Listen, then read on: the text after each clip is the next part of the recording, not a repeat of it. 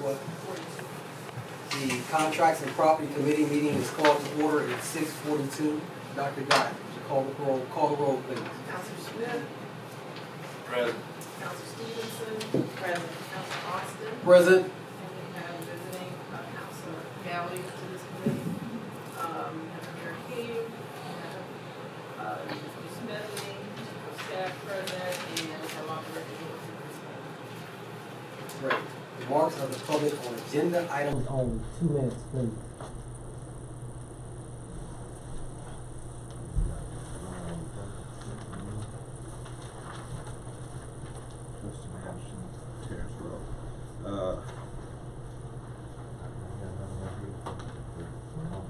Talk about property a little bit very briefly. I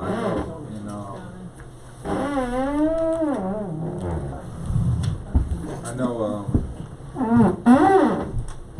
in Ward 2 there's a ton of property down there, so I'm thankful for Ms. Gotti taking your time to come here, because I would probably say your ward may be one of the most important wards in the whole entire county, because of all the land that's down there and the future developments that can come to that area. So I was just, wondering what steps are we taking to start developing in that area, and how soon are we from seeing the first brick laid? And do we know what type of development it's going to be? Pretty much it. Thank you.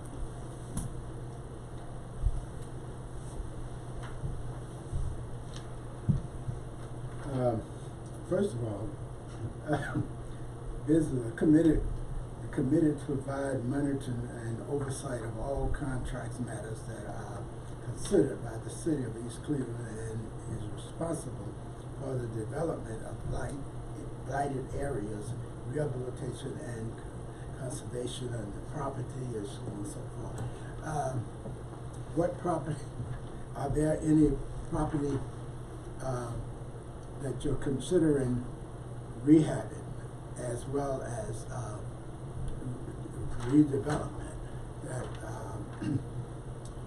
when will we get started on that, or have we contacted anyone, or has anyone have contacted you in reference to doing some redevelopment in the area? So I would like to hear your response to whoever's chairing this, respond to this, because if we do not, we are causing gentrification in the city. We are causing it, and it's going to make it difficult for us to attract people in, or either to be able to afford any houses or what have you. And that's the same thing that's happening in some other communities right here in the state of Ohio as a result of that. So I would like some response to those questions. Okay, great. We're going to open up the discussion talking about revitalization of East Cleveland. I see right now that the chief of staff is ready to go. But before you get up, I want to do one thing. I want to talk about the purpose of the committee to kind of open up this year on a good, clear note. Contracts and Property Committee. The business of this committee is to provide monitoring and oversight of all contract matters that are considered by the city of East Cleveland, and be responsible for the redevelopment of blighted areas, rehabilitation, and the conservation of the properties in the city, alleviation of housing shortage issues, economic and industrial development, land reutilization program, and all matters pertaining to community development, economic development, building and housing, the expenditure of the community block grant funds. So these are the areas in which we're going to focus our efforts to see how we can grow as a city. So we are definitely going to look at things the way they are now and how you would like to envision them. And the community development chair or director came to an event yesterday at the Salvation Army and gave us some surveys. Well, we want the community to fill out the survey and return it to community development on the first floor. And with that input, we are gonna make some decisive efforts to complete the realization of the vision that we wanna see in our city. So this is yet another opportunity to complete those surveys, say what you want and how it benefits the group. And with a consolidated effort from the administration and the council, we're gonna realize those efforts as best we can. So I wanna share some more information, but I'm gonna let the chief of staff come forward and discuss some revitalization efforts for the city of East Cleveland that's already ongoing. Go ahead, Good sir. evening, Council. Council Chair, thank you, Mayor. If you allow me, I'll be kind of long-winded just to give some folks some background on how we got to where we are. In 2010, the City of East Cleveland owned municipal land, and it owned maybe 6 acres. We had a concerted effort to use, if you all remember this term, NSP, Neighborhood Stabilization Money. We had gotten $2.2 million in 2009. It was dispersed throughout the entire city. It was set for demolition because it was in response to the housing meltdown. At that time, we had over 4,000 vacant and abandoned properties. That $2 million would have bought us 200 demolitions. The administration prior to the Norton administration spreaded that 200 demolition in a sea of 4,000. So you really wouldn't have seen the impact of that demolition only if you lived next to a vacant and abandoned house that would have been torn down as a result of that 2.2 million. What we did was demonstrate to the outside world, specifically to Cuyahoga County and University Circle Inc., that we were serious about economic development. So we concentrated those dollars in Ward 2 at the border at Lakeview and Euclid, all the way up to Wadena. We spent $2.2 million in demolition there. We did 200 demolitions. We were doing both sides of the street at the time.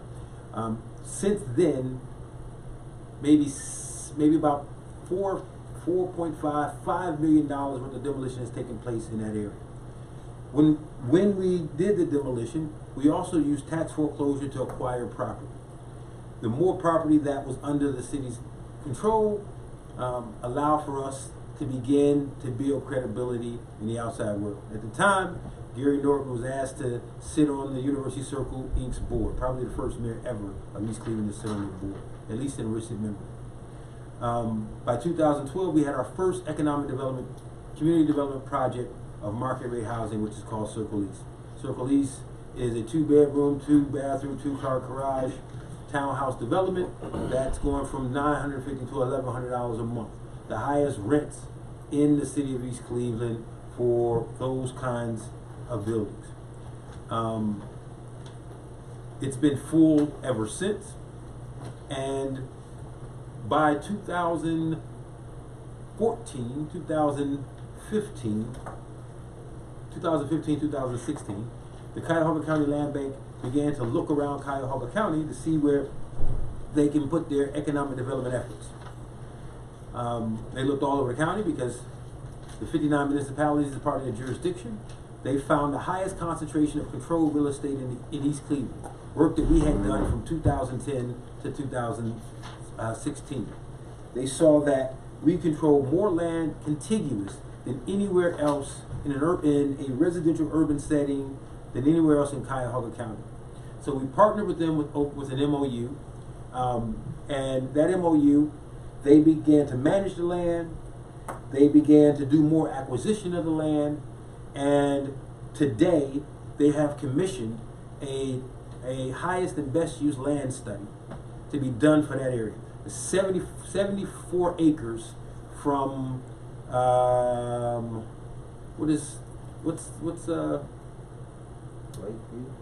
from Lakeview all the way up to Darrell Field's property. What is that, Carlian? That's correct. Lakeview up to Carlian on the north side of Euclid Avenue, Lakeview up to Wadena on the south side of Euclid Avenue. If you have any understanding of how development goes, in order for developers to get any kind of financing for a development project, they need two things. They need a highest and best use land study, and they need a feasibility study. The highest and best land use study tells you what is the highest and best use for that land, exactly how it sounds. Whether it's housing, commercial, retail, industrial, how many houses, how many rental properties, how many townhouses, how many single family homes, whatever that configuration is, the highest and best land use study is the foundation of your project. Then the feasibility study tells you what are your price points. So they do a comp study of the entire area of like product that will be built in that area, and they do a comparison on cost and how much it costs to live in it. That's their feasibility study, so that the developer can put together what is called a pro forma. The pro forma tells you how much money you need, how much money you need to spend, and how much money you're going to make off the project. And then they're eligible for financing. Conventional financing and non-conventional financing. So the feasibility study will start in February. The company is called, well, the gentleman who's doing it is called, his name is Russell Baruch. He is a well-known individual, consultant in this area, and he does this kind of work all over the greater Cleveland area. Combined with that is the visioning plan that Cleveland State has been commissioned to do. And that has begun in October, November. They did the stakeholder interviews, external folks, internal folks who are looking to invest, who have investments, and who are associated with investors. This spring, they'll do the community. It'll be a series of charrettes where they'll have meetings to ask community what they want their city to look like. This visioning plan is not a full city plan, master plan. It is a 3 to 5 year plan, and that's what we want. We want a plan that understands what can occur over the next 3 to 5 years. Now, a full master plan generally doesn't get initiated. It generally sits in an office on a shelf. And from a master plan, they will then get with a CDC and a foundation and do a target area plan. Target area plan has been done. But this highest and best land use study, the feasibility study, and the visioning plan will be combined into what could be used to begin development. We have been working with developers really over the last 7 years. Coming out of Circle East, that was an excellent project. Government put in money, private put in money. It proved that people who could live anywhere would live in East Cleveland if they had the right product, if they had the right kind of housing. There are folks in there who are making upwards to $80,000 a year. In Cleveland, if you make $80,000 a year, you can live anywhere you want to live. There's nowhere you can't live at that salary rate. And they choose to live in East Cleveland, and they're living there now. So any myth that anybody has about crossing a bridge or no one wants to live in East Cleveland, all they have to do is go down to Circle East. The next project that will go on is the Huff Bakery project. Bo Knez of Knez Homes purchased the Huff Bakery. It's about 4 acres. In that 4 acres, Cleveland has given him another 4, so there's 8 acres. Huff Bakery is in East Cleveland and the city of Cleveland. So he'll get support from East Cleveland, Cleveland, the state of Ohio, and Cuyahoga County to help make the project go. He's looking to do market rate housing. He's looking to do student housing. He's looking to do retail and commercial. We may have our first sit-down restaurant in East Cleveland in a very long time in that Huff Bakery site.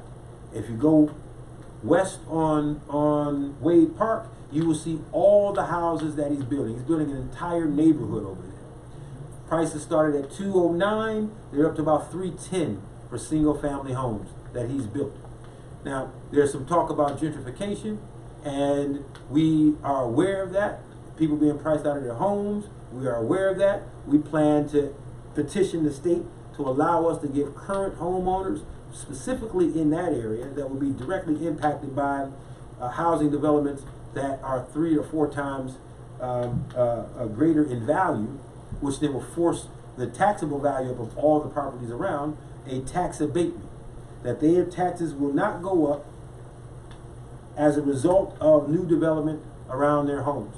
But once they sell their homes, then it goes back to the normal market taxable market rate. Can I ask a question? Sure.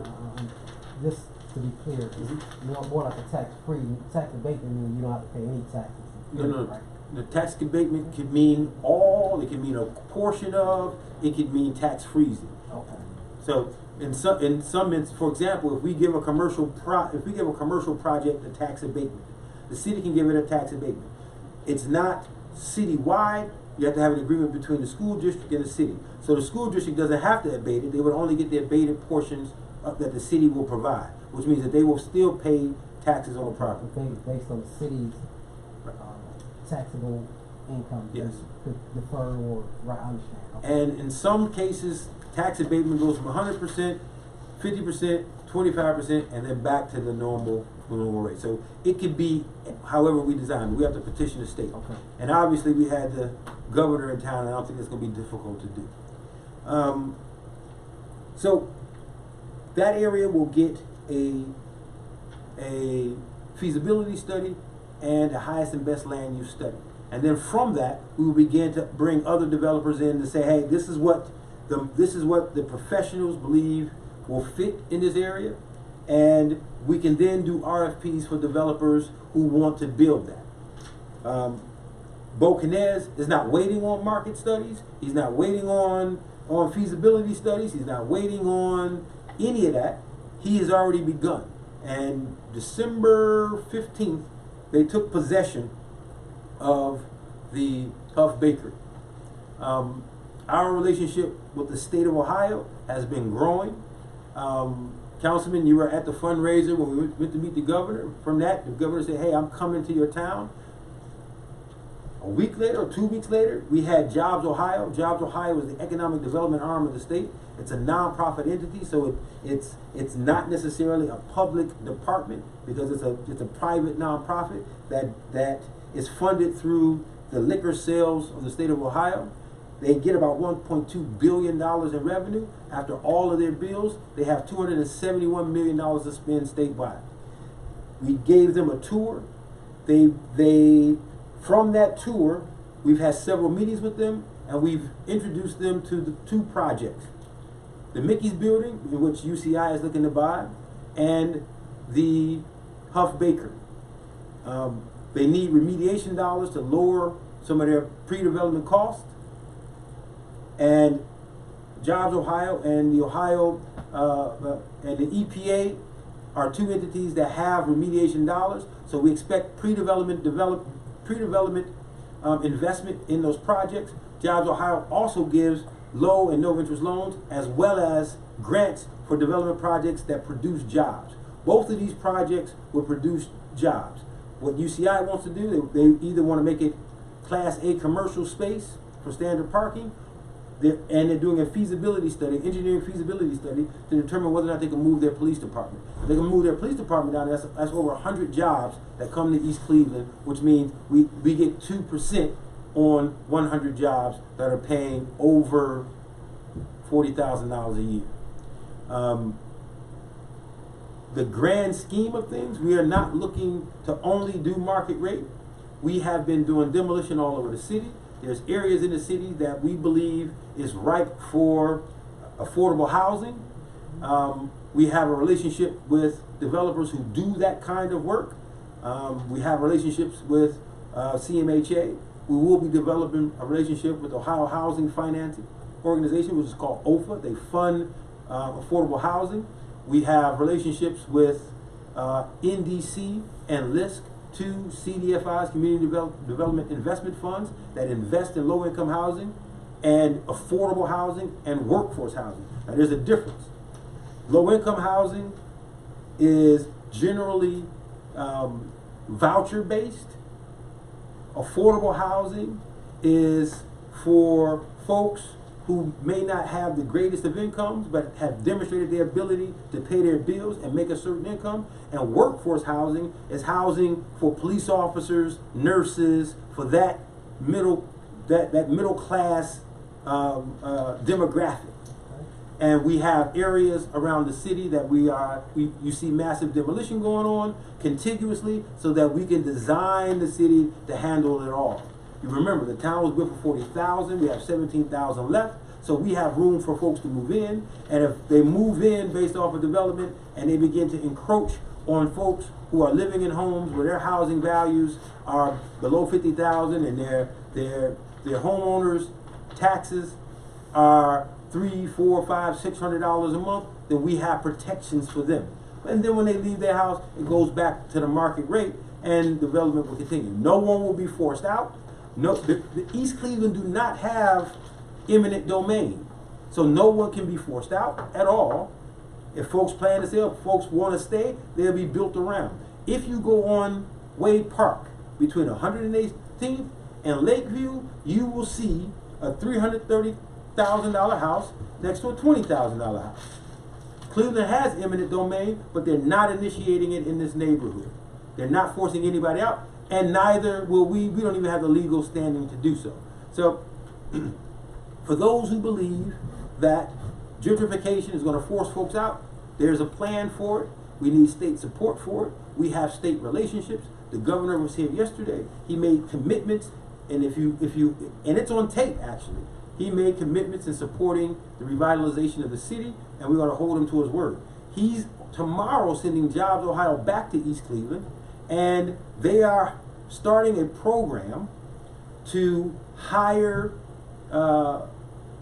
economic development experts all around Ohio to go into distressed communities to help them build their economic development capacity, as well as to do projects. It's a program that they're just now starting, and East Cleveland is the pilot community. We are getting it first. We're getting this program first. And she will be here tomorrow with Terry McCullough from Ohio, Jobs Ohio to introduce it. And he's going to give us an update on the two projects that we have Jobs Ohio working on, which is the Huff Bakery and the Mickey's building on Euclid Avenue. This woman is to expand that, to work with all of us to expand that. So, as we continue to move, folks are going to be coming before you, particularly this committee, asking for council support to help move their economic development projects forward. Now, I know it's been said 1,000 times, and by folks who are sitting in this audience, that council's job is to be the checks and balances, as if you need to police the administration. We have had that for decades, since a strong mayor form of government has come in place, and the city has fallen since then.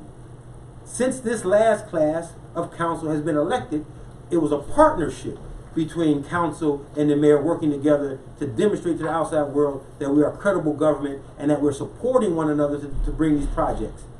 The governor of the state of Ohio came to East Cleveland as a result of our relationships, so that they saw that there was no craziness going on. The mayor's not attacking council, council is not attacking the mayor. As a result, the most powerful political figure in the state of Ohio came to East Cleveland. People believe that he came because of the accident on Stanwood and Euclid. We were planning this for 3 months. He had chosen this opportunity to come. His daughter was in a car accident and died, and as a result, a traffic signal was put up. So he came because he came on that day because he has an emotional connection. ODOT was being blamed. He could have sent a representative or not. We are an African American community. Our poverty level is 49%. We vote 99.9% Democrat. He didn't get a single vote from any East Clevelander. So he didn't come because we were a political stronghold. He came because, one, we've been working with his office for 3 months, and he chose that day to come because he had a personal connection with that particular tragedy. And he told that story at the press conference to the brother of the lady who passed away tragically right at the press conference. Another project that's being planned, Nemo's, which is owned by the Abood family. Nemo's is the liquor store on Euclid Avenue. It's the 4th highest grossing liquor store in the state of Ohio. They are looking to build a plaza there where they're going to have Class A commercial and retail.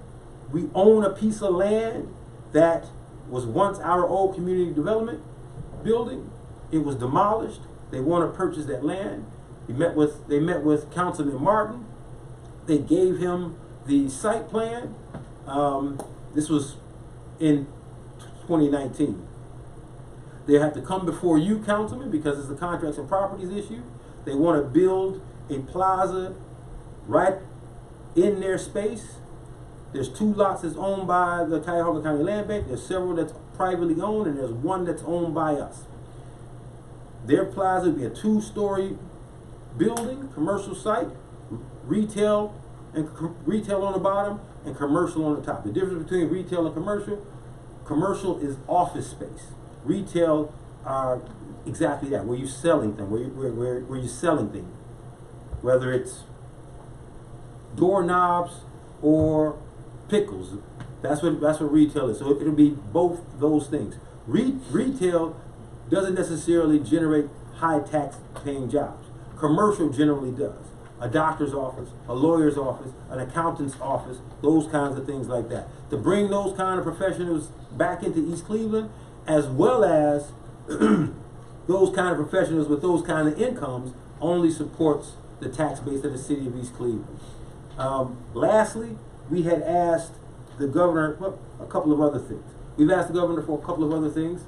I think most of you were there when we were talking about it. We asked that he provide us with technical assistance to help us apply for state and federal grants. And he said, as a matter of fact, he had that very discussion with his staff yesterday morning before he came to East Cleveland. On the 20th, some of his staff are coming back to bring their professionals to help our staff understand and help us write grants for state and federal grants in police and fire. We'll also go after a high-speed internet grant, which may end up becoming an enterprise fund for the city of East Cleveland. An enterprise fund is a fund that generates revenue and owned by the city of East Cleveland. Most of you remember the water department. The water department sold water to East Clevelanders. It was called an enterprise fund. It went into its own separate account and it was managed that way. This is the same thing. If we are able to secure the grant, hire the professionals, buy the infrastructure through a granting process, we will be able to provide high-speed internet throughout the city of East Cleveland, owned by the city of East Cleveland, to generate revenue for the city of East Cleveland. If we don't have high-speed internet in the city, we will get really low to no commercial investment in the city at all. These businesses, everybody's attached to the web, and they have to have high-speed internet to communicate with their counterparts without having to get on a plane. They do Skype, they do all kinds of things on the internet that require high-speed internet, and we do not have it today. The governor said, hey, I had that very discussion with his staff yesterday morning before he came to East Cleveland as well. And I apologize for giving you a hodgepodge of this stuff, but I thought it was important to say. We do have the demolition that will continue. We have acquisition that will continue.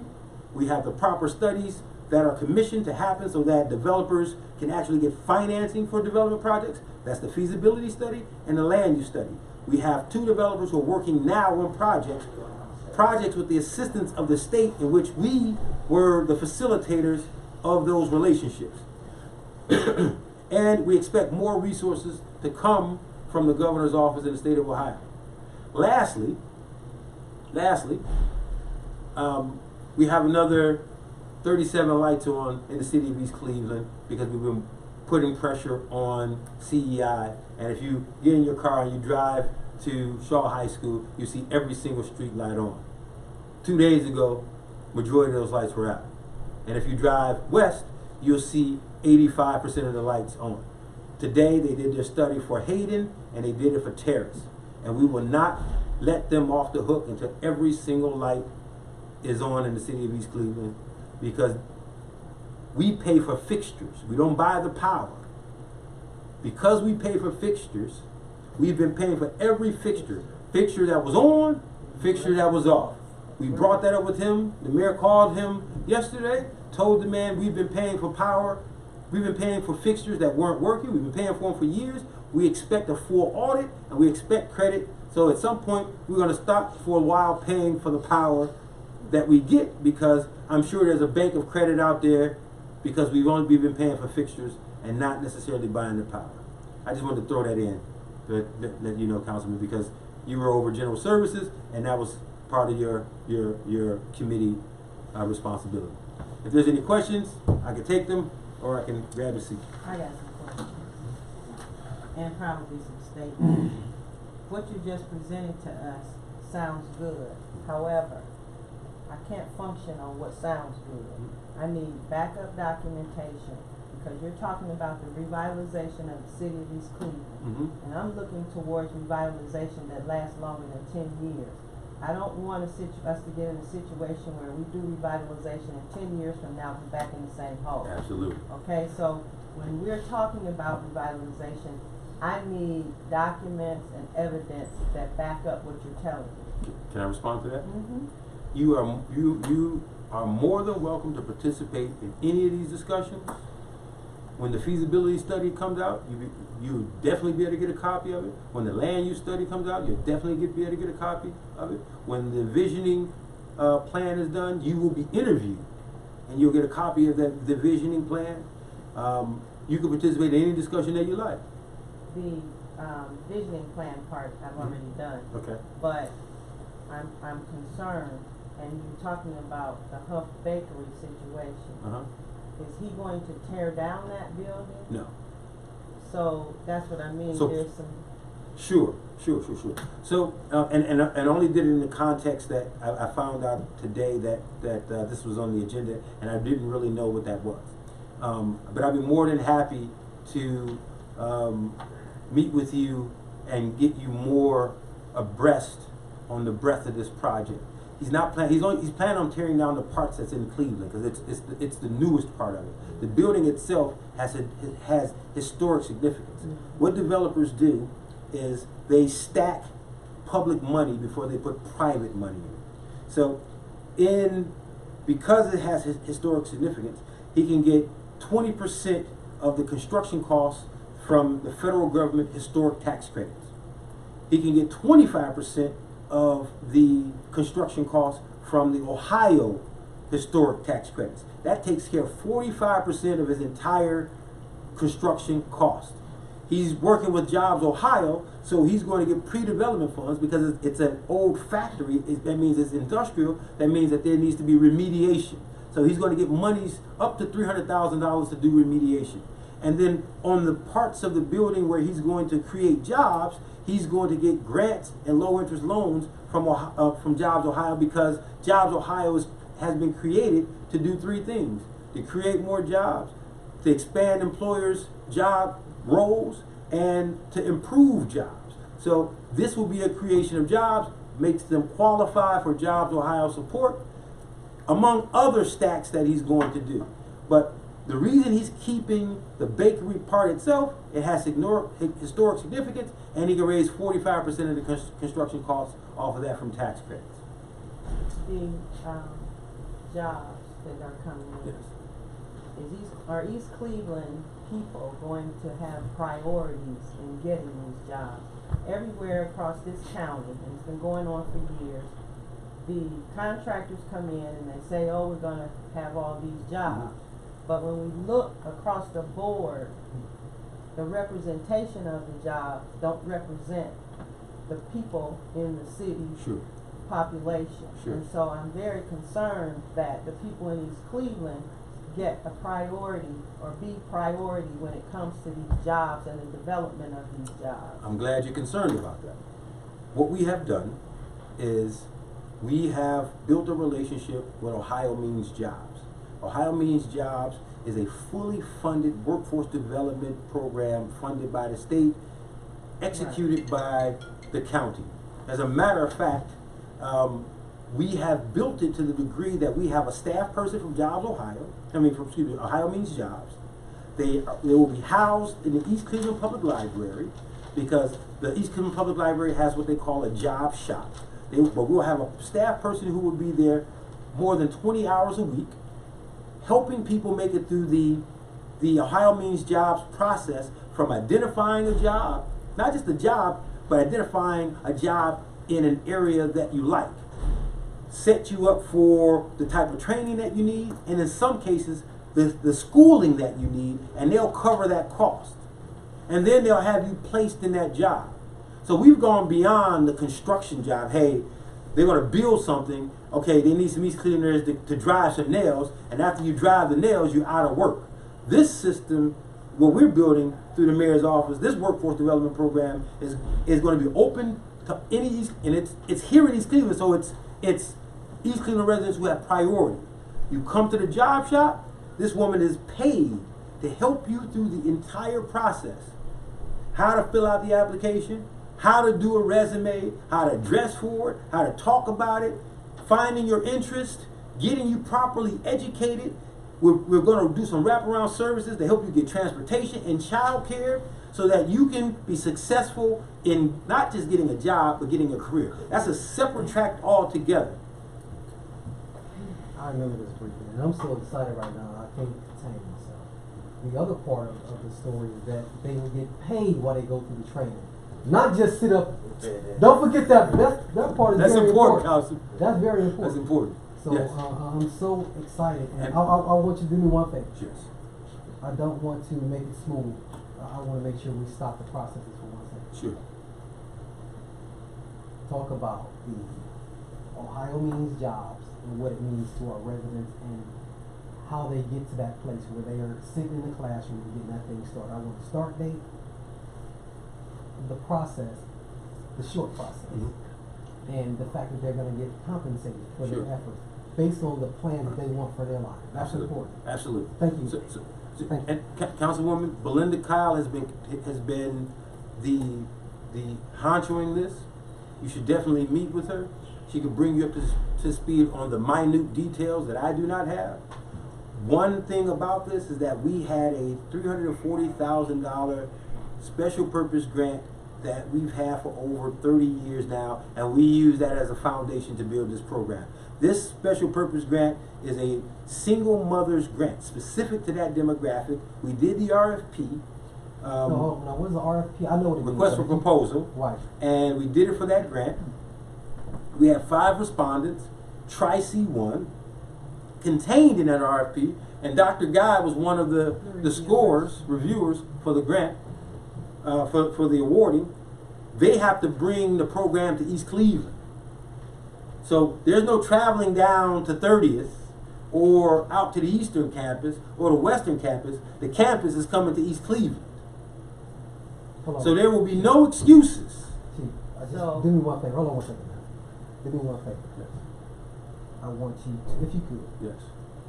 for our residents, restate the Jobs Ohio position, their responsibility, start date. Ohio Means Oh, correction.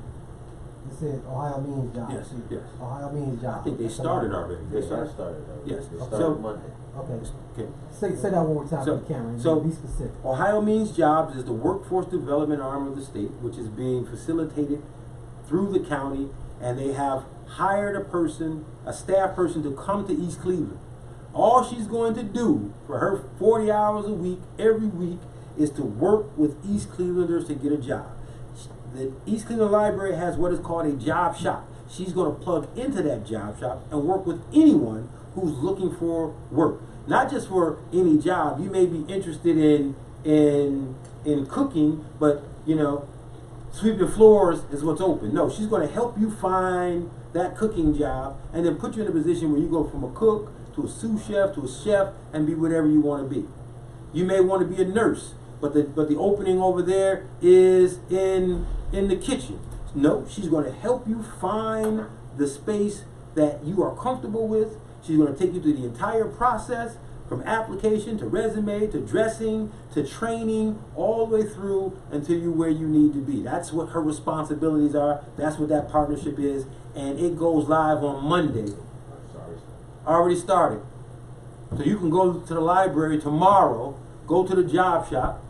Please speak with Belinda because she has the greater details than I have. What's Belinda Kyle's phone number? Belinda Kyle is 681-2208. And she can walk you through it. Councilwoman, I encourage you to meet with Belinda, learn the details, go meet the person. Well, I'm familiar with Okay. that. I'm just saying this particular person. Yeah. Just meet the lady, see if she is real, and if you have I'm talking about real in terms of her commitment to helping folks, not real person, human being. And encourage residents in your ward. Head over to the library. We've been planning this for over a year, and it is finally here, and it's for East Cleveland residents. And Tri-C Tri-C was awarded the grant. awarded the special purpose grant for single mothers. I think they're going to be bringing their plan sometime this month on how they're going to execute in East Cleveland.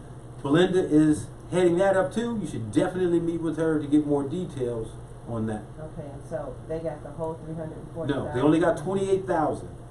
They got 28,000 of the 240,000 because they had a very specific type of program. What we're going to do is expand that program because the grant itself says a person's life is A through Z. How the grant is written, the grant should be awarded to somebody from A to G. But you need to get to Z. You just can't get to G. G doesn't get you where you need to be. So we're going to take the rest of that grant, restructure it in terms of putting out the RFP, and a programmer who wants it got to work with a person from A to Z. That's helping them if they need housing, helping them if they need childcare, helping them if they need transportation, helping them if they need GED training, finding the right kind of program for them, get them through the program successfully, make sure that they're comfortable in their employment, make sure that they are moving on with their life. So because of the way the structure of the grant, it only gave them services from A to G. Right? Prepare them to be prepared for a job. Right? How to talk, how to dress, how to do your basic math skills, so on and so forth. That doesn't lead you to a career for you and your family. Right? You need training. You need assistance all the way through that training. You may need some counseling because you haven't had that kind of pressure put on you in a long time. They got to provide that. They got to provide you a pathway to successfully completing the program and then have placement at the end. Not want ad section in the newspaper, but actual placement at the end. So next year it'll be more comprehensive to that degree. And this is only for single mothers. That's not our request. That happened back in the 90s when we were awarded the grant by the federal government. Okay, well, thank you, Chief. I really do appreciate it. So we're gonna do a little house cleaning. We're gonna kind of let me have a minute to go over a few notes that we got from yesterday's gathering. And then I'm gonna give each person an opportunity to answer some questions. Should I come back? You know, we'll call you if we need. So I think you covered a lot of ground. So on yesterday, we met with Melran Leach as it pertains to the community development block grant funding and what the dollars can be used for. And out of that meeting came several good thoughts and phenomenal information. It talked about the demographics of our great city and the population of the city and the fact that we still are having some decline at this moment. So I won't talk specifically to the decline, but there has been some exodus, if you will. Talked about the estimated 15% of our population being married. 98% of the persons that still reside here were actually born here, and that's only an estimate. Talked about some of the other persons that are visiting of other nationalities and staying within our city. Talking about 80% of the citizens being at least high school graduates, and the median income being about $21,000 per year, and that's not very much. And having the opportunity to start connecting with some job training and more job opportunities is something to phenomenal applause, because we want to realize the vision where we're more self-sustaining, more independent, having more resources to make better decisions. The survey will allow you to address some of the things that we don't have in the community, things that you would like to actually see in a community. And no entry is irrelevant. All entries will be reviewed and or incorporated into a plan to help us as a city realize the growth we want to realize. There was multiple plans being worked on. One is the consolidated plan that will create opportunities to share across our border with some of the other cities that are going on. Whether it's the plants in the Noble corridor coming down and say, you know what, if we put some plants, you won't know when you transition from Cleveland Heights coming this way, or Noble Road from South Euclid coming into East Cleveland. So it shouldn't be a definite drop off in the aesthetics coming down a certain avenue. Whether we get Euclid paved all the way going towards Indian Hills, and then when you get to Indian Hills, you start hitting potholes. We want to make sure that our coordination within our partner cities reflects something that we want to see as a region, if you will. That 5-year consolidated plan will feed into that, or maybe become our master plan in the future. Our action plan, a 1-year plan, what we need now. So when you look at your survey, look at it and you tell us what you need now. And being advised, the resource may not be available for now, but we may be able to build that into our 5-year plan or our 5-year consolidated plan. Talk about other streams of revenue and what our community development block grant funding should truly be used for. As you know, for the last year, we've been using a whole lot of that on getting the roads fixed, potholes, making our roads so we can actually travel safely. And now we've got a lot of those roads have been addressed, and the major road is Euclid Avenue and Superior Avenue are those large veins going through our city. And if the Ohio Department of Transportation comes in and resurfaces those roads, that should clear up some of those dollars in the long term to do some more stuff. And what I would like to see is that we actually start doing some of the property rehab, and what that looks like. It has to be a balance, meaning that we don't want to spend $250,000 as an example that the mayor gave me on a house that we can't get $250,000 worth of benefit or growth in our economy. We actually want to do a scalable rehab. That means that you take a look and see if we're going to expend exhaust all of our list with the paint program, the roof program, porch program, electrical program, those programs. Do we just take about 4 houses a year? And we rehab those houses. And in rehab, that means that there's no deficiencies and the house need to last. What do you say, 3 to 5 years? Or was it 5 years? So 5 years. And if you do a rehab, you don't want to have to come back and work on a house for at least 5 years. Because a lot of the items will be warranted, the furnaces, hot water tanks, roof. Those are things that you can put a warranty on. So some of those things that are, regularly doorknob, no. We want to go through and do some things in a property that's worthy of rehab. Something that is either historically significant or a block with no houses that have been demolished and no empty or vacant lots on that street. Those are the streets that should consider being prioritized, because when you pass through a lot of the cities, and even if in the Forest Hills neighborhood, you don't see a whole lot of vacant lots up there. You wanna know why? Because of the demand in the area and the community that wants to really dig in and take care of their community. They don't want their houses torn down. They want them rehab. They want them fixed up. So if you take those same interests in the other blocks in this great community, then we'll select some communities or some streets that should take advantage of the opportunity to have those houses rehab instead of demolished at this point. And keeping in mind that just because you can don't mean you should. We're not going to spend $250,000 on a $35,000 house. That doesn't make sense. We have to do it in a way that's responsible and that will give us the aesthetic and or community return based on your input that we're looking for. So yes, I would like to see us do some rehab in a responsible way, and so that we don't lose. Because you don't want to take $250,000 with the benefit of return for $35,000 on a $250,000 investment. That just flat out does not make sense. We talked about the housing inventory. We have 60% of our residents live in apartment buildings. 40% live in single family dwellings. So kind of take a look at our demographics and how we get the most bang for that buck. And when we start the rehab, there is only a possibility of getting 95% of the appraised value of that home for rehab benefit. So if you have a house that's worth $35,000, respectfully, you can't get $100,000 worth of rehab dollars towards that event.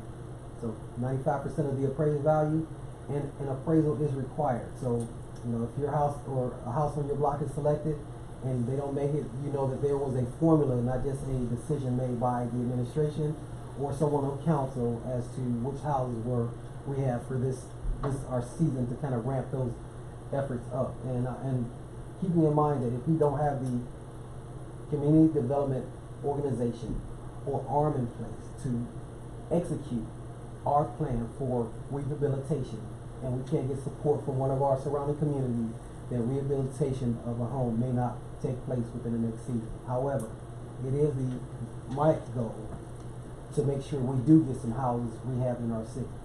So there's some more coordination required by the administration, and we are going to do what we can to preserve the phenomenal housing stock that we have. I see the chief want to make a comment, and I just had a few more notes, but you come back up and make a comment as we get ready to go ahead. You can- I was just gonna say, we're gonna make a request, for the consolidated plan to include money for folks to become entrepreneurs. We met Okay. with a company, an entity, a nonprofit called ECDI. They're becoming a CDFI, Community Development Financial Institution. They are, if we put $100,000 in a program, they can take that $100,000 and raise $300,000. So we'll have $400,000 to help people develop businesses. And what they do, it could be an existing business, helping it expand. It could be people who want to start businesses. And what they also do is look at our area, 5-mile radius of area, and they do a study to determine the best businesses to start in this area. And it may be of interest of those folks who are looking to start businesses. And if we put this money behind them, not only will they help them get their business plan together, help them get their performer together, help them get their credit together, get all that other stuff, they may be the institution loaning them the money for their startup cost, for their first 6 months of payroll, for their equipment cost. That's when they become a CDFI, a Community Development Financial Institution, meaning that they can give loans. So if they're the ones helping you, they know whether or not you're going to be successful because they're building you towards success. So you're likely to get their loan before you go out and get a Citizens or a U.S. bank loan in order to get the necessary resources to start the business. Because it's not just buying your equipment and buying your inventory and paying your rent. You got to have at least 6 months worth of capital to pay the staff to sell it, right? Or to make it, or to distribute it, whatever it is. So we may have a great opportunity, not only for those who are looking for jobs, but those who are also looking to start businesses. The city can be that engine to help get that done. So in the consolidated plan, you're going to see a proposal from the city to put money in for business development, so entrepreneurs can build capacity. Thank you. Wow. Again, I would like to see our committees continue to grow into the action arms that benefit our residents. So, Councilwoman Stevens, if you would like to have a moment to kind of go over your notes and ask any additional questions, or let our residents know the next move, then we're gonna invite you to. I have 2 questions left, and that is, I live in an area in the city where redevelopment has occurred in the past. And that redevelopment cost us as homeowners, because the redevelopment shifted properties from the digging. The redevelopment, when they put it online, we were not notified. It blew out TVs, doorbells, all kinds of stuff. In addition to that, the redevelopment has caused seepage into the local basements, because the infrastructure that we currently have, I guess, is not suitable to carry this excess of these new developments. Mm-hmm. So I'm sincerely concerned about how the city is going to work with these people to improve our infrastructure so that it doesn't deteriorate the existing properties that we already have here in the city, and homeowners don't get stuck. With the bill. Right. So if you've noticed, over the last 3 years, Northeast Ohio Regional Sewer District who manages the mains, have spent 15, 16, 17 million dollars for underground infrastructure for our mains. All over the city of East Cleveland, from Euclid Avenue, they just left Ivanhoe. So from not Ivanhoe, what's that little turn off of Ivanhoe? Hillsborough, where it goes off Euclid Avenue. So they have been doing infrastructure work all over the city. We've put in stormwater basins in 3 areas of the city. They've done work right up here on Euclid Avenue, right on Marlowe's out here. So there's a lot of infrastructure work that's going on.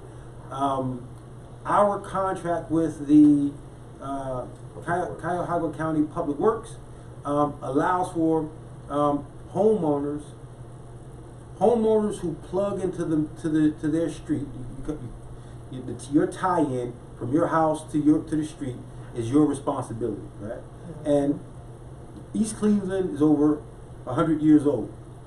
So most of our houses have been built between 1920 and 1955, 1919 and 1955. 85–90% of the homes in East Cleveland have been built between that time. That means if your house was built in 1920, it is 2020. That line coming out of your house into the main is 100 years old. What we worked out with the County Public Works is, if they do that work for you, they will put it into your bill and charge you monthly, right? Instead of you having to come fully out of your pocket to find a plumber who's going to dig up your front yard, take your line out, put your line back in, screw it up possibly, get on the freeway, and you can't find him anymore, the County Public Works will do it themselves, and they will do it right. And all you do is pay your monthly. There's nothing that anybody else can do about that, because from that tie-in in your front yard to your house belongs to the homeowner. The best that the city could do is to make sure that the work that the County Public Northeast Ohio Regional Sewer District has done is done right, and that County Public Works provide these kinds of services. So I don't know if that necessarily answers your question, but we do have new infrastructure in the tens of millions of dollars that they've been spending throughout the city of East Cleveland, as well as Cleveland and the surrounding areas. And I can get you the plan so you can see exactly what went where, if you like. It's completely available. But homeowners do have a responsibility, and that's really the downside of living in a community with 100-year-old infrastructure and houses that are equally as old. That main coming into your house is that main line is what's going to it's coming in your basement, going out of your basement into the street. That sewer line, and it being 100 years old is probably quite a bit of the reason why. And if you got trees in your front yard, you could have roots breaking your line, compromising your line, clogging your line, and it really needs to be investigated from that perspective. Now, in your neighborhood, economic development didn't happen as a plan of the city. Those were private folks who did private things. It's costing us money. Yes, and I know a couple of new houses that are near you, but those were private things where they came in, got their permits, did whatever they did, and left. We had a city engineer at the time. He signed off on all the work that was done. Ross Brancatelli he's actually a nationally recognized engineer. So I don't know. I doubt very seriously if he made any errors at the time. And well, no, he was here in the 70s, and I don't know how old those houses are that were built near you. 1901. Right, but the ones who were built near you, that's in the private drive area.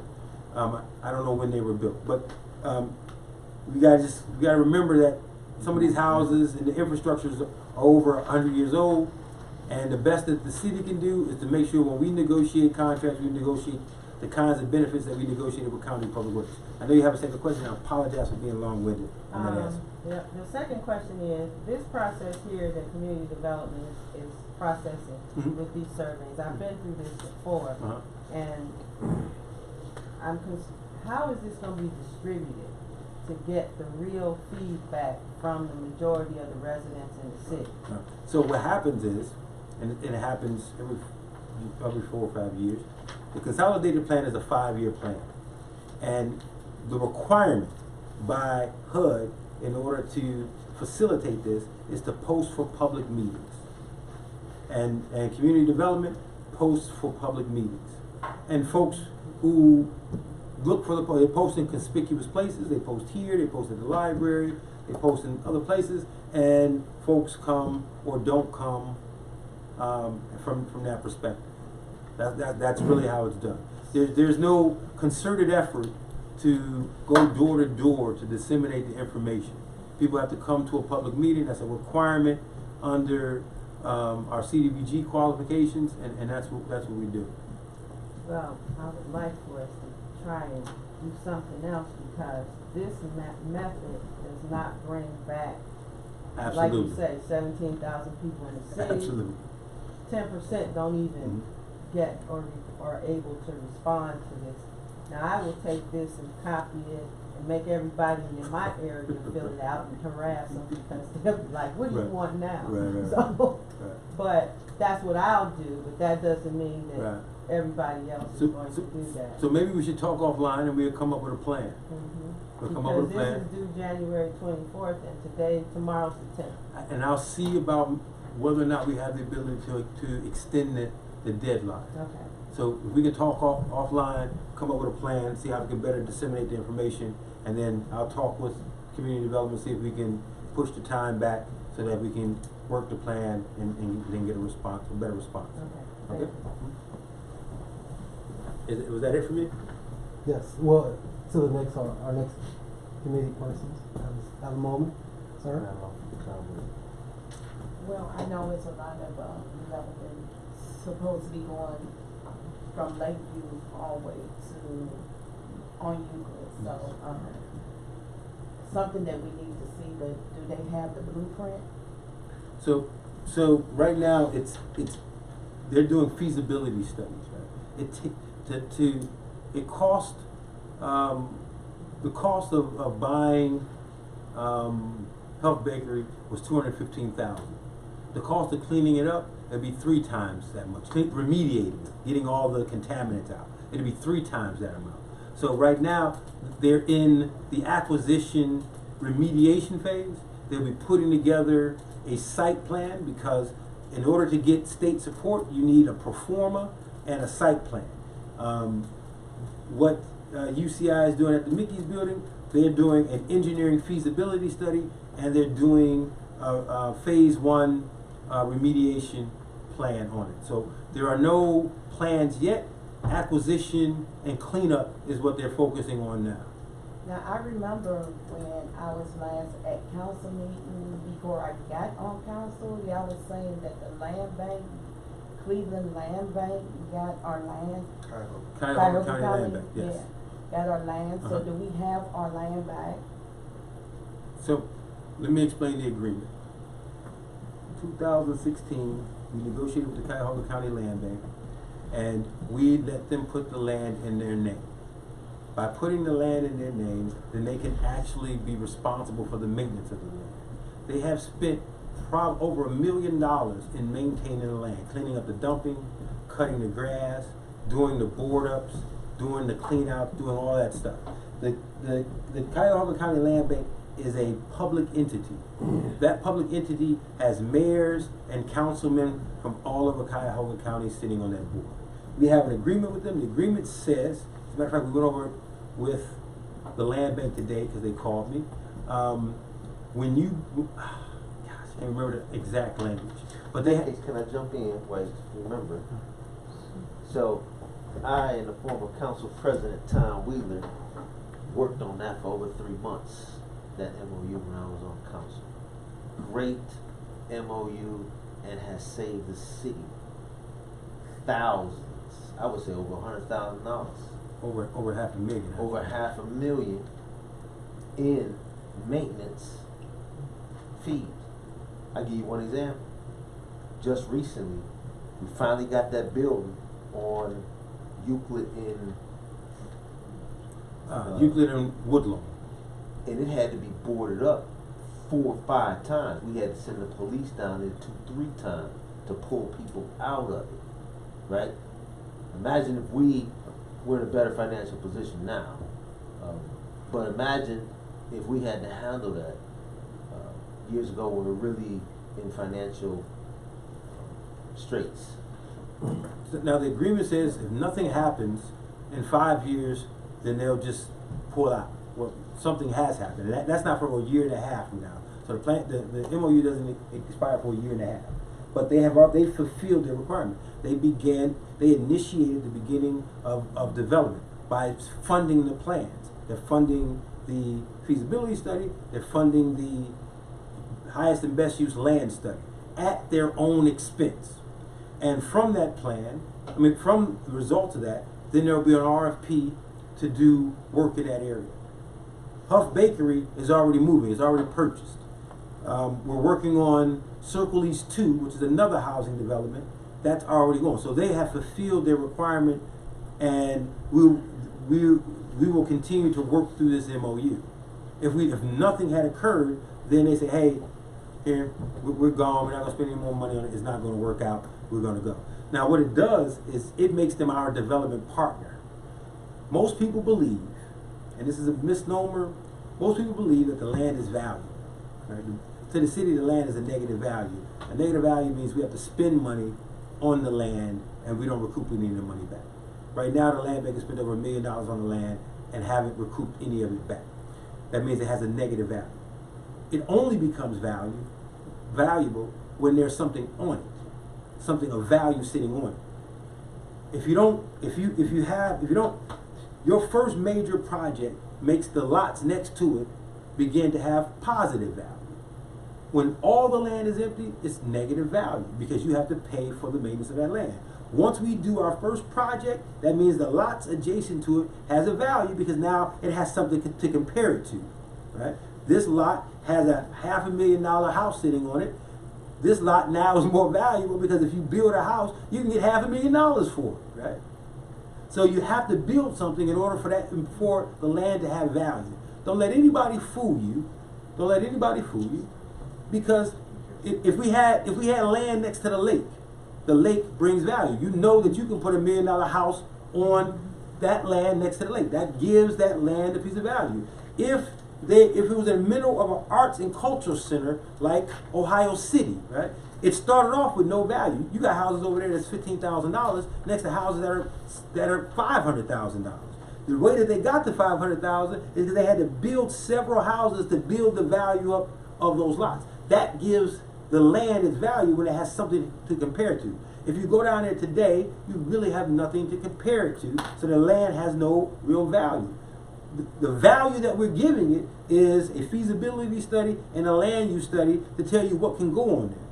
What can go on there and what's your market value of those things. And then once you build one of those things, the lot next to it now has value because it had already been proven that it can sustain a property at this cost and somebody bought the thing. Now this land, this lot next door to it has value because it's next to something that is valuable. So there's a whole lot of talk about people who know nothing about economic development, don't know anything about real estate development, and they're making assertions about how much this land is worth. If it was worth that much, we would have people for 30 years knocking on the doors, beating down the doors, trying to buy this land. Right? Nobody's trying to buy it. We're trying to collect it. We're trying to clean it, and we're going to market it. Fortunately, we have Knez who's doing his project right inside of the city, which then will give Auburndale, those lots on Auburndale, value because now they'll have something to compare it to. So if he put $300,000 condos on Auburndale, where Huff Bakery is, those lots down the street will grow in value because they have now, he sold a $300,000 condo, which means he's likely to sell another $300,000 condo if he built it on the lot next to it. Now that lot has value.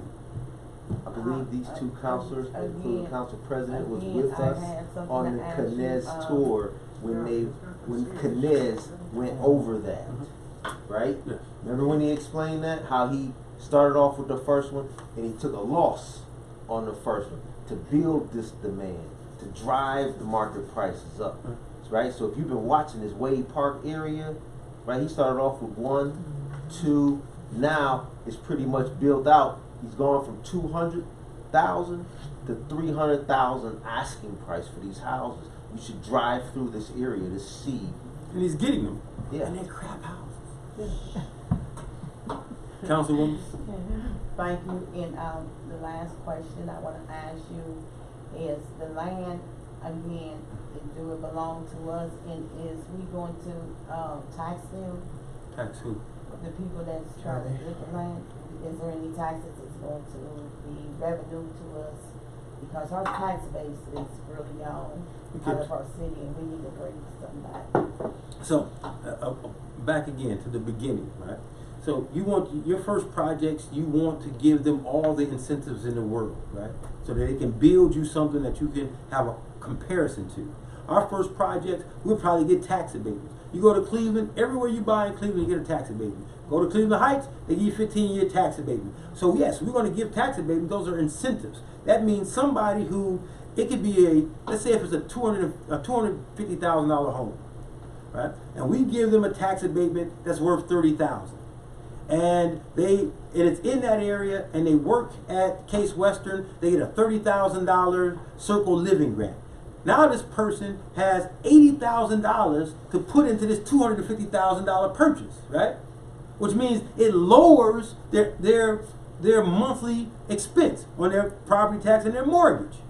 Now it makes the house more affordable and inviting. I can make 100 G's, $150,000. I can say I'm gonna get a $250,000 house here, or a $250,000 house there. I gotta put up 20% on that one, but they're gonna give me $80,000 on this one. Which one do you think I'm gonna choose? The one I'm gonna get $80,000 on, because nothing is coming out of my pocket. And I get to live in a $250,000 home that I'm only paying $170,000 for. So in the beginning, you have to give those incentives. And then the land becomes, then you build your value. Those incentives aren't that important because people want to be there. Perfect example, University Circle, Inc. Chris Ronayne, we all heard that name. His organization is called University Circle, Inc. University Circle, Inc. used to be a land trust before it became a CDC. A land trust is an organization that holds land. They held land, they sold it to UH, they sold it to Case Western. When Case Western and UH began to build up, they began to hold their own land. The land became so valuable that they don't even sell the land, they lease the land. So you build your business on top of land that you can't even own because UCI owns it. Then they take that money that they're getting from you and they put it into their police department. They put it into their cleaning programs. That's how they got a University Circle Police. Now, it's obviously subsidized by the institutions, but they don't sell you land anymore. You got to build on their land, and they're going to give you a 30-year lease on it. We're not there yet. We're wherever they began, when the land had no value, but they held the land, right? Our partnership with the land bank is just that. They're holding the land, and when the land is used, that's a joint venture between the city of East Cleveland and the Cuyahoga County Land Bank. What we want are taxpayers. We can't put roadblocks in their way for taxpayers. We can't say, hey, you got to buy this lot that we know is worth nothing for $100,000. Then they say, okay, well, I got to pay $100,000 for this lot. The house is going to cost $250,000. That's $350,000 I got to deal with.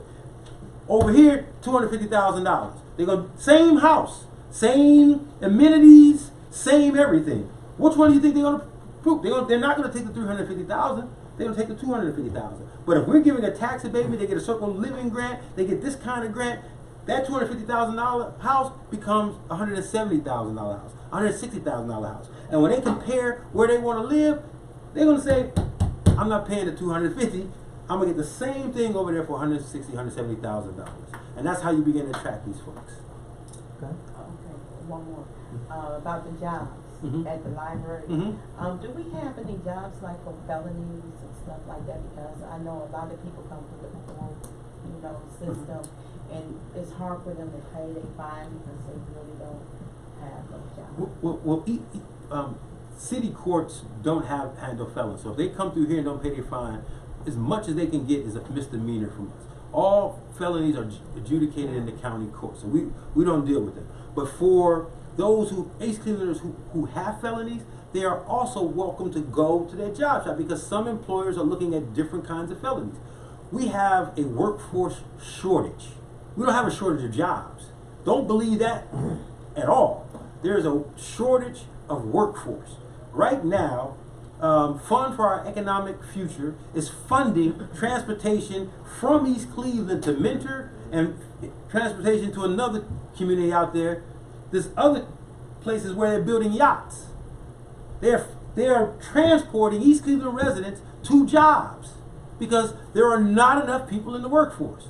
So those folks with felonies, there is space for them, but they have to apply in the system. Most folks don't want to put their so-called government name in the system, their social security number. That's up to you all to encourage these folks that this is not about tracking you, this is about helping you. Right now, today, they are shipping people, shipping urbanites from Cleveland and East Cleveland out to Mentor to the factories because there's nobody there to do the jobs. We don't have a job shortage, we have a workforce shortage. So it's open to everybody. But you know, they're not gonna, certain felonies that just will not be excused in certain kind of jobs, right? But these drug cases and stuff like that, they're not preventing anybody from getting work. They have to want to work and they have to go through a process. What we're doing is making the process easier and we're bringing the process to them. Everybody can walk to the East Cleveland Library from anywhere in this city. Thank you. Nothing? Right. Okay. Mayor? Great presentation. There were a couple presentations that Mr. Smelly wasn't at, so he didn't make mention of it, right? But there will be follow-up meetings, and a couple in particular are the RTA and the schools, right?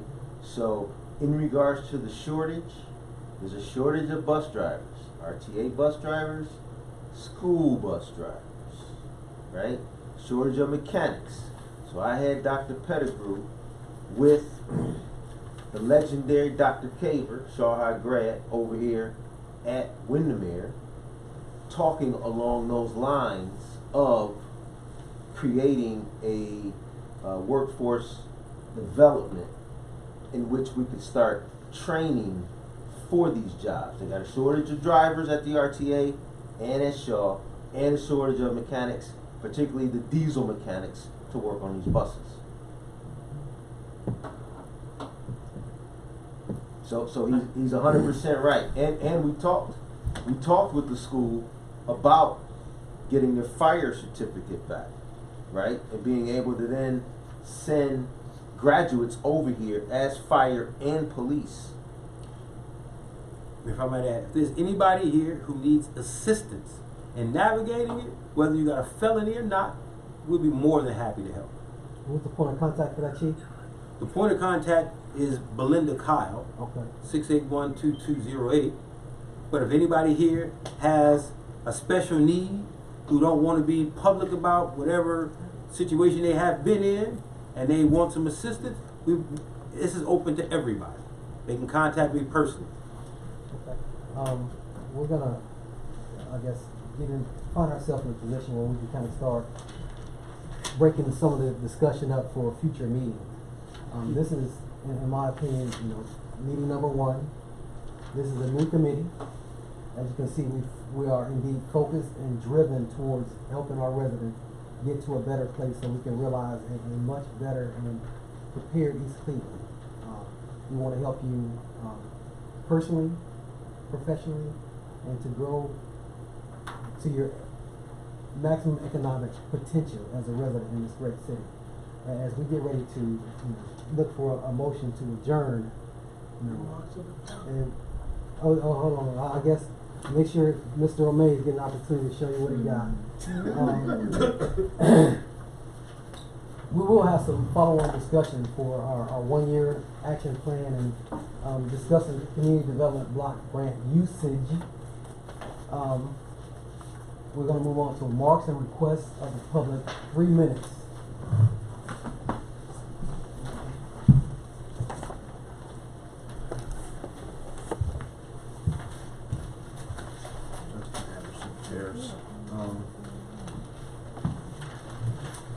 Just a few questions. No, they don't get answered. They don't get answered. My much. Hopefully we, since it's a new year, like you said, hopefully that's one of the things, hopefully that's one of the things we can work on answering, the residents' questions, on the record, not outside, because I'm sure a lot of the residents have the same questions. The tax abatement, how long, I know we probably don't know much details, but if we can get some type of time frame on how long that will last, you know, cause that would be necessary for the residents, especially in Ward 2, since all that development is coming. We need to know how, would that be like a 5-year, 10-year? Because if it's a few years, then that 5, 10 years, I mean after that, then if those residents aren't making a ton of money now, I truly doubt if they're gonna be making a ton of money in 10 years and able to afford, you know, so I wanna know how long would that last. As far as the survey, Council, Vice President Stevenson is right, we need to work hard on getting that out. I'll take some to the East Cleveland War Club meeting and we'll get them to fill it out there.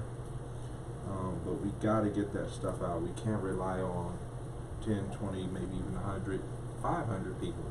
We need to get thousands of people to fill those out. So hopefully we can get that. Me personally, I'm big on affordable housing, so I hope we can bring that to that area down there. We don't need any low income housing. We don't need that type of stuff here. We don't need, no, we don't. Because then it's gonna look like, you know, but we don't need that here. We need people who work, people who, middle class people, you know, who can bring in some revenue to the city. And then we have to spend a lot of, if we did have some, which me personally, I hope we don't have any, but if we did have some, we're gonna have to spend a ton of money on teaching them how to do different things, most of them. You gotta teach them how to keep the yard right. You gotta teach them how to do this and do that. High-speed internet, we need that fast. I was happy to hear about that. We need it. I mean, I use the internet, play games and work on, do a lot of research online, and the internet here is, you know, so I'm excited about that. That job shop, we need to find a way to advertise that. I mean, when he was explaining the purpose of it, I just visioned our residents just lined up from the front door all the way to the door. So I want to definitely work to get that out to the residents. And we have to have, like she said on there, that is felon friendly, because a lot of people see, oh, they're having a job fair, and then they, oh, I got a felony, I can't go to that. There's no point of me being there. So we have to emphasize that it is felon friendly. So yeah, I'm excited about the development coming to the city. I was excited when I heard about Huff Bakeries, but I just hope that, like she said, hopefully what you're saying, that's what it is, you know. And you may be being tricked. We don't know. I hope not, but I just hope that things are the way you said it was, and hopefully you can get that tax abatement from the state, because the type of homes and stuff that were described as coming, they're going to need that down there. These seniors can't afford that. Thanks. Hello, Council. My name is Brandy Smith. My address is 14310 Alder Avenue. I understand that this is the first planning and contracts meeting. The reason I'm coming to the contracts and planning meeting is because I am a citizen who works and lives in the city, and I'm under 40. I have a current grant that is existing, and I understand I was sent here because you guys focus on the redevelopment of blighted areas. So we have an increasing amount of blighted areas that have been demolished, and there are open spaces. I am the Boys and Girls Club site coordinator. Our grant is to build and put murals in those open spaces until you guys have figured out a method of what you plan to use that for. I have been getting numerous pushback. I am a citizen that is tired of hearing go to Belinda Kyle. So if we can please, as a council, have another mean of contact, because if you are appointing everything to one individual, she does not answer the phone, my grant is due, now. I have to write for the grant. I have children that have done the grant. I have citizens in my community that have worked on this grant, and we have nowhere to put our pieces because we are constantly redirected to a phone number and an individual that is so busy she cannot answer the call of the community. And my grant for $1,531 that the community has currently used, we have not been able to put that stuff there, and we would like to do that. The other thing that I would like to address, my hope is that this council will also look at the people under 40 when you are doing your studies. I am a person that goes on the website, and I will personally tell you the survey that came out last year, your website, it did not open that survey. I was not able to fill out the survey. I come to the meetings. I am very active in my neighborhood committee meeting. That survey was a bust, and I went on our East Cleveland website to try and pull that survey up to complete it, and it was not successful. The paper ones are excellent, however, where are you putting them? We have our school districts. We have our I go to my East Cleveland School District meetings every first Monday. I go to those meetings. I do not see paraphernalia or anything in regards to the city at any of those meetings, nor do I see representatives. So I am hoping as a council that is over what our youth and families see in this city. It is your responsibility when you are revitalizing it, if you are leaving out that population, after the elderly that elect you guys in die out, you have to answer to the community that is me, right? I am that single mother that you constantly overlook that has a degree and still cannot get a job and cannot pay for my home. So be mindful. I am that resident. I live and work in my city. I take care of the youth in this city. I talk to the families, the mothers that are in this city. East Cleveland opened up their boundary. So they now have the ability to bring kids as far as Painesville into our city. So you have the opportunity, if you market in that segregated area and you partner with the school district on things, you have an opportunity to bring those families into your city because we opened that up. You wouldn't know that information if you do not have active representatives there. Thank you. Great. Thank you. Thank you. The matter concerning single women grant, that was during my tenure on the council. And let me kind of educate you. All grants that come through the city and people who apply to implement, teach the young people whatever discipline they are embarking upon, come before this council. This council authorizes whom they are going to select to do the job. They must come before this council. And there is legislation to back that up.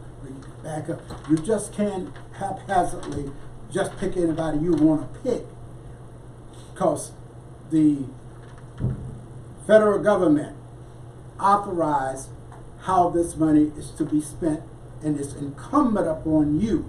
You are the authorizing agency. You are the legislators. You are the appropriating agency. They must come before you, not no single employee in this city. Community development, community college, whomever they chose there, should come before this council and what they are, the discipline that they are going to administer to the participant or what have you. I've said that. Number two, all land is valuable, whether it's vacant or occupied. Only time that the taxes are being paid on it, if whether someone owns it or there's a house on it. But all land is valuable. Don't let no one tell you that land vacant is not valuable. Why do you think everybody's trying to get here, there, where there's land? There are some places you can't even walk between the houses. They're that close. So, well, that's California. But I mean, you can't walk between the house and San Francisco. I mean, they're just that close, because the land is, it's at that value. They're building all on hillsides and everywhere else. Right. But no, down south they have plenty, I guess. No, I mean that's Southern California. No, San Let Francisco. this gentleman finish. Yeah. Then take me a sec. In reference to the grant that you just spoke of the training or whatever's going on, when we was on council, we put out flyers. We even hired people to put the flyers out to the community. Everybody is not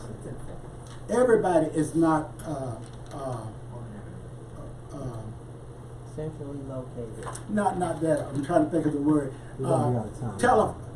What do you call it? Technologically inclined. So that's 6 seconds. all matters as far as contracts, entered into contract, must come before this council. Thank you. So- That's your time. Thank you. So don't let anyone tell you any different than that. And the council do the approving of it. Mike Smedley, 161-564 Steel Boulevard. Brandy is right.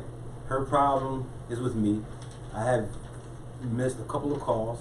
I will make sure that you get the addresses that you need tonight before you go home to go in your grant. It wasn't Belinda Kyle's fault, it was my fault. I take responsibility for it. And secondly, the single mothers grant, the special purpose grant 33 is open to women like you, Brandy. You should definitely apply for it. Most importantly, council was a part of the scoring for those who responded to the request for proposals, and then council passed legislation to award it. Thank you. I got that, but I was gonna respond to that. Did they come before the council? No, it's not. It's, So, It's supposed to come. everybody's gonna have an And opportunity I to. don't have to listen to him, I know what. Okay, thank y'all very much for the comments. You go first. are there special places or addresses already picked out where these murals are supposed to go, or how is that? How do we pick where they go? When I applied, I contacted the land bank. I asked for demolished homes. The grant originally was boards we purchased to put up to homes that were slated for demolition or redevelopment. Land bank ignored that part of the partnership and they moved forward with demolition but didn't tell me. No demolition list. They said, oh yeah, we do it. So when we were done with our art, we went to put them up, there's no houses. So now redevelopment, after talking to Mr. Smedley and everybody saying go to Ms. Kyle, now I have They don't boards want you that to I come have to the nowhere. mic. You have to come up to the mic if you're gonna be recognized. I don't recognize you for some extra time. So at this current state, our partnership originally was with the Cuyahoga Community Land Bank, the partners there, and our active partners in our neighborhood group. Our students at Heritage Middle School completed the murals. There are window-sized boards and there are door boards. Oh. They were supposed to board up any open, abandoned, blighted homes behind chambers, because before, when we did our grant, there was 6 houses in Chambers on that side, right? They never gave us a demo list. They told us go ahead. When we completed that portion and went back, all of the homes that were identified for us by address were demolished. So currently, now those open spaces we like to revisit, and that grant still has to be completed. The other half is, where does the boards that they created go until? Mr. Smedley made the suggestion that we still put up the houses. However, these are boards that are recycled through our city. It's a beautification project. The goal is to keep those blighted homes looking nice until you guys make a decision, or whoever makes the decision to tear them down. They pull their boards and they go to the next house. Okay, well, So that I art got some stays information. to the city. I got it. That's how much time she got left. Thank you. Okay. Hold on. We got solutions already. I understand the purpose of those boards, and there's so many houses. We get a demo list every week from the land bank. So I don't. What ward are you? What ward are you in? 4. Ward 4. Okay, so we'll make sure we gotta change it. We gotta update the demo list because we get a demolition list every week, and we got it. Trust me. So we will take a look at, you know, something in Ward 4. Your councilwoman will ride around with you and find, she should be able to ride around with you and find some places where your boards fit. And that is something you can work directly with your council person, and she'll get on the demo list. You can either contact myself, or maybe I should send you straight to the source. Milran Leach, get a copy of that demo list. Get on that distro list, and you'll get the email, the same email I get, you'll get. And that way you'll be able to expand to your resident, you know, the courtesy of knowing what's going on with the next move. Especially around the Yes, school. that's Yeah. too easy. That's not hard. You don't need help. They got it. You don't have to do nothing else. Let the councilwoman do her thing. I just wanted to say one thing, man. Come on, please, just one more thing, You huh? wanna let everybody else do What's that? still, Okay. Well, I would the have- situation's gonna I be would have- resolved. Can I- It's okay. can I- So can I answer? you have your I time. appreciate you. Yes, I'm sorry. Now you all come. Yeah. And I would like to ask you, was those houses on the demo list? That's the problem, the land bank never gave me the demo list. Oh, I don't okay, know so what you they don't were, know. we just asked for property behind the school, because that's a Cause main we don't route. want that to happen again. so- Exactly my point, which is Okay. why I I got bring you. it into your I got house. you. Thank Thank you you. so much. Alright, Sorry. so, He said he I was- want to just thank you for coming out, Thank you so much. voicing your opinion, each and every one of you, and, y'all have a good night. Okay, well, I do wanna say, that's all you have? Oh, definitely. Okay, Thank great. you so much. I got an idea that, I'm gonna see if I can read your mind, Chief of Staff, because there was several citizens that came up here, banged on the counter saying these houses need to go because our children pass by these homes, they are not boarded up there, this and that. So the mayor, I'm sure, took the initiative to get those things to the top of the list and get them demoed. And that's what we want for areas that are unsafe and not well maintained. So it's a double-edged sword, because we knew they needed to come down, and the mayor took the initiative to get those things down for the benefit and safety of the children. And the project, you know, there's a delicate balance there. So thank you for getting those houses taken down, very important. And fortunately, we still have the art, and we can do something great and going forward. So again, abatement timeline, anybody have any information on the abatement timeline? I know that's talking about for once we do start the actual development, for those residents that have been here for 50 years, and now they live next to something costs $300,000, their house may be worth $35,000, they paying $1,500 a year, they don't want to go to paying $15,000 a year, you know, because that's not financially feasible. So I don't know, something that's even talked about once development actually starts. You just gotta put that on your response time or in your planning somewhere. Okay, Until they sell their house, right? right. Until they sell their house, they get a abatement. and then So sell the their different house. forms of abatement for the purchaser, abatement for the person who's going to remain. Right. So The one who's gonna remain. the abatement for the person that's going to remain, the way we will structure it is so that as long as that house stays in your name, in the current name, and you're living in it, that's fine, right? It will be froze where it's at. Okay. Now, the other abatement then has to be negotiated with the state and with the schools. And you mentioned the tiered system, 20%, 30%, 40%, 50%, up to you're paying full fare. And I would, if you don't mind, I would like to. Excuse me, man, I didn't give you an opportunity to speak. Your turn. I would like to apologize to the young lady and thank you for coming out. We're always amenable to people who are looking to do work in the city.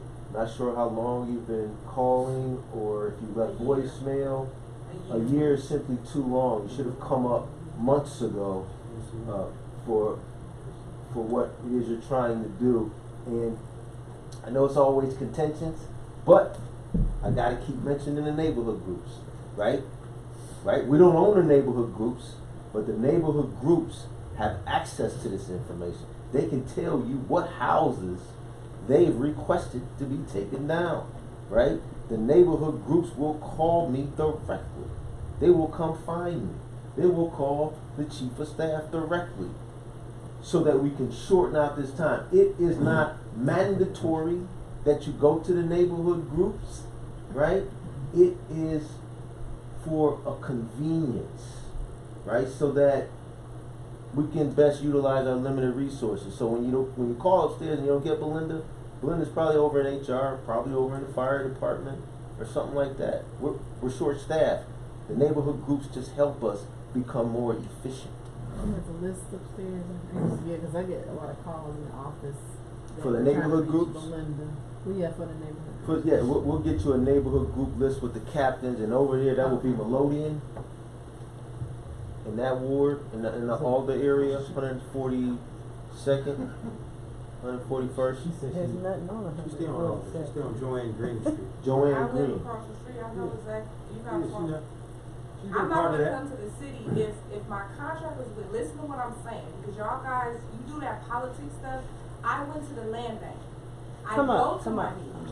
She does. Understand what I'm saying? Mhm. I said, I go to my neighborhood meetings, I work and pay taxes in my city. Thank you. My contract was with the land bank.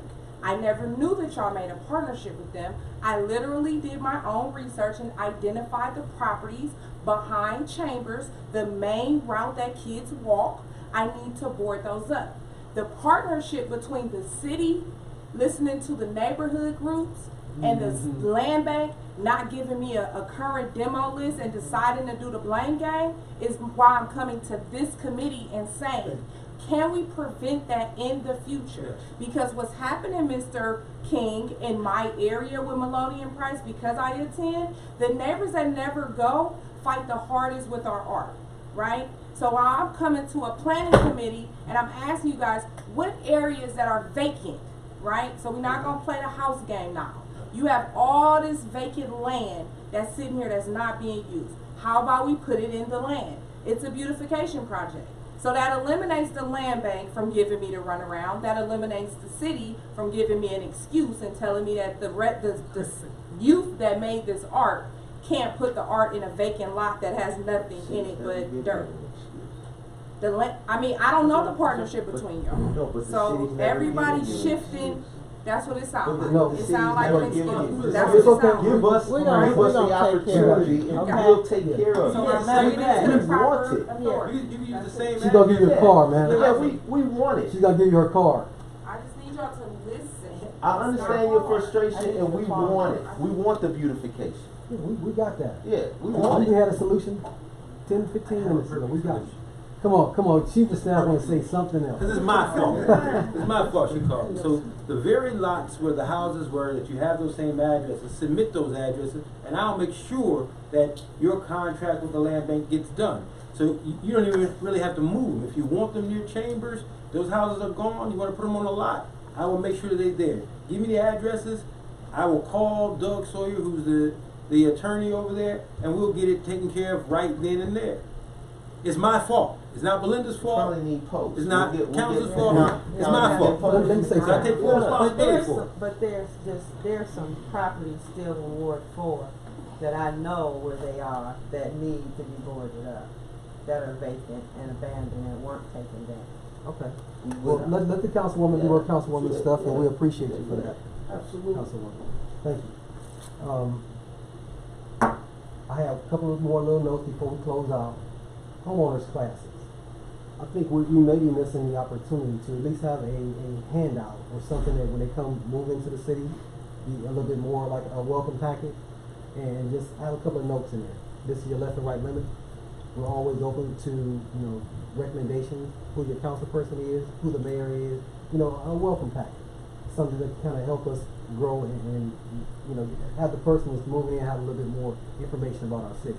Where the library is located, where the Stephanie Tubbs Jones is located, police department if you need us, whatever. The job shop in the East Cleveland Library, having been felon friendly and learning what that means, and it may be an opportunity for the person that is under personnel and appointments to actually put together another one of those, expungement events. That'd be a good investment. That'd be a good first part of the year. Come in and say, hey, we're gonna definitely make sure we help our residents at every turn. Thank you, Boy and Girl Club representative, and we are gonna definitely support what you're trying to do. Just a reminder, the school board is indeed a separate entity. Yes, we all should, make efforts to get over there and attend some of the school board meetings, or at least stay close to what they're working on, so we can partner as much as possible. And we are indeed partnering with the school board on a safety town, and, you know, 'cause it's for our developing youth, if you will. As far as that special purpose grant 33, the council did vote on it, and we did pass legislation so it can be executed. There was a process, and we did have representation on that board through our clerk, and oftentimes there is a need to be vicariously informed. And that's how we are very interested in all pieces of legislation passed across our desk, if you will. So yes, we were involved in that process, and unfortunately, you may have missed the vote, but it was passed through legislation and it was executed in accordance with the grant requirements. At this point, I guess I would like to entertain a motion. If nobody has anything else? I move to adjourn. What time you got, Dr.